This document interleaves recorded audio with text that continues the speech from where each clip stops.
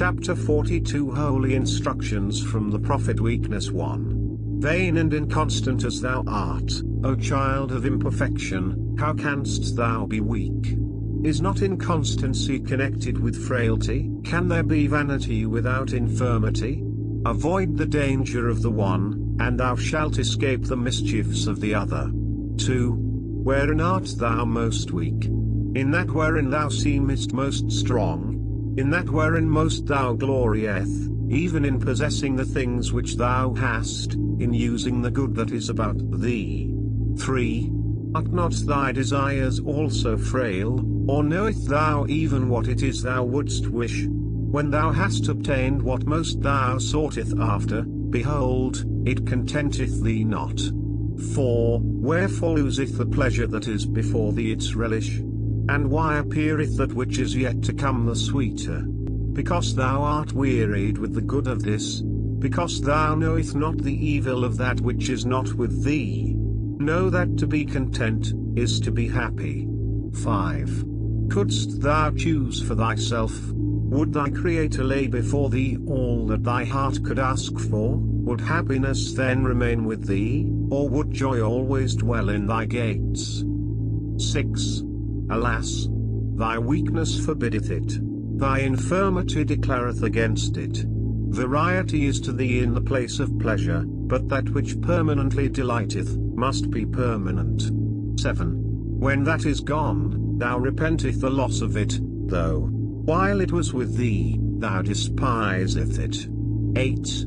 That which succeedeth it, hath no more pleasure to thee, and thou afterwards quarrelleth with thyself for preferring it. Behold the only circumstances in which thou rest not. 9. Is there anything in which thy weakness appeareth more, than in desiring things? It is in the possessing, and in the using of them. 10. Good things cease to be good in our enjoyment of them. What nature meant pure sweets, are sources of bitterness to us. From our delights arise pain, from our joys, sorrow. 11. Be moderate in the enjoyment, and it shall remain in thy possession, lest thy joy be founded on reason, and to its end shall sorrow be a stranger.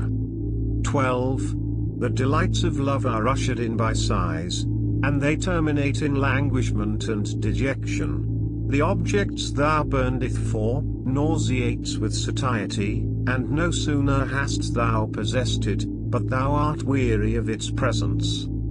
13. Join esteem to thy admiration, unite friendship with the love, so shalt thou find in the end content so absolute, that it surpasseth raptures, tranquility more worth than ecstasy. 14. Allah hath given thee no good, without its admixture of evil, but he hath given thee also the means of throwing off the evil from it. 15. As joy is not without its alloy of pain, so neither is sorrow without its portion of pleasure. Joy and grief, though unlike, are united. Our own choice only can give them to us entirely. 16. Melancholy itself often giveth delight, and the extremity of joys are mingled with tears. 17. The best things in the hands of a fool may be turned to his destruction, and out of the worst, the wise will find means of good.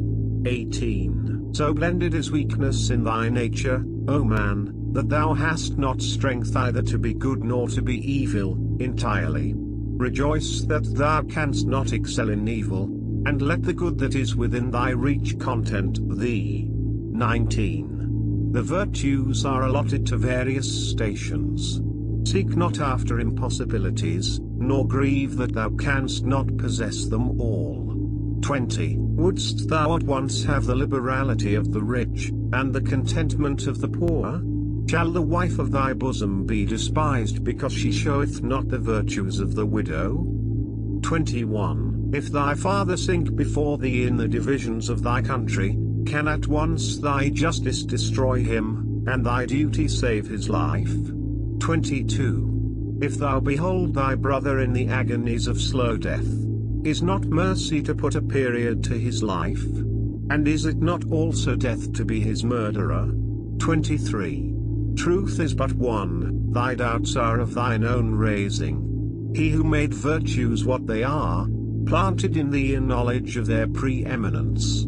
Act as thy soul dictates to thee, and the end shall be always right.